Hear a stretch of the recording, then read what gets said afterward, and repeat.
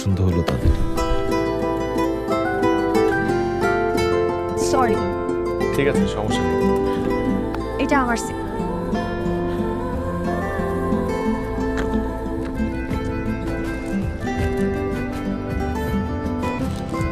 Sorry.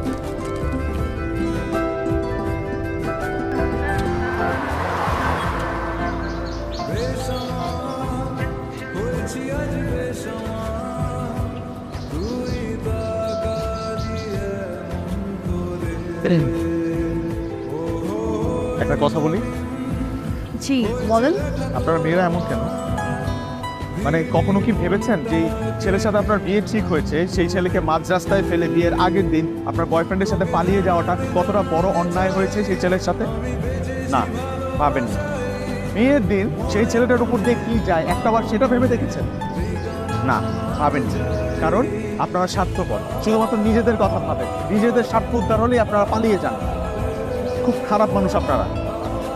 আরে যদি বিয়েই না করেন তাহলে বিয়ের আগে কেন বলেন না? বিয়ের আগেই না করে দেন। আপনি একটু ঠান্ডা হন তো। আর শুনেন, আমার কারোর কথা তো ভাবার দরকার নেই, কারণ আমার কারোর সাথে বিয়ে ঠিক হয়নি।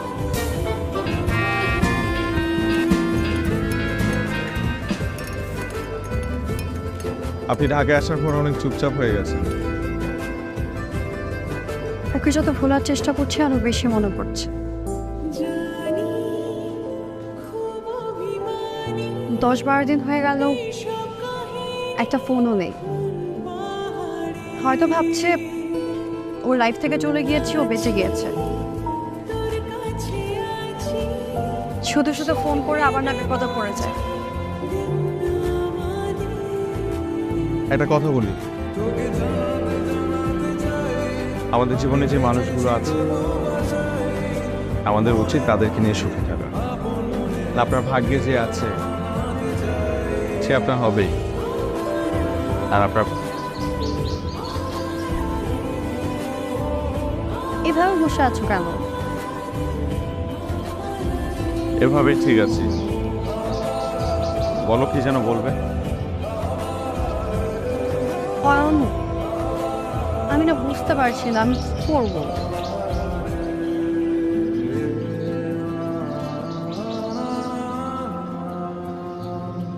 ও বলছে ও তখন অনেক প্রবলেমে ছিল, জবও হচ্ছিল না, সবকিছু মিলিয়ে ডিসিশন নিতে পারেনি কি করবে।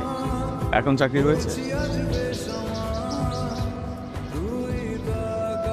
তাহলে তো হলোই। অথবা আসলে কোনো সমস্যায় ছিল। আমি না বুঝতে পারছি না কি করব। আজকে আমার ডিসিশন ওকে জানাবো বললাম। এটাও মনে হয় যে আজকের পর থেকে আমাদের কথা বলা বন্ধ করে দেওয়া উচিত। এভাবে কেন বলছো? তুমি কেন আসছো আমার লাইফে? হ্যাঁ, কেন আসছো আমার লাইফে তুমি? তোমার সাথে আমার দেখাই বা কেন হলো? আমি আমি বেশি কথা না বলি প্লিজ। হ্যাঁ, আমি বেশি কথা বলে আমি ইমোশনাল হয়ে যাবো, আমি কান্না করে দিব, কন্ট্রোল করতে পারবো না। না না প্লিজ।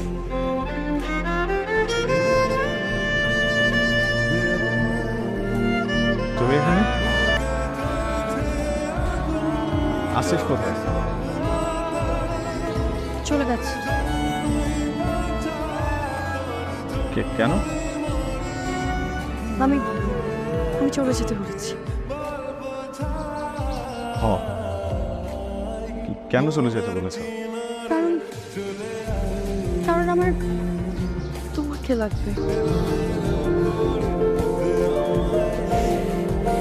I love you.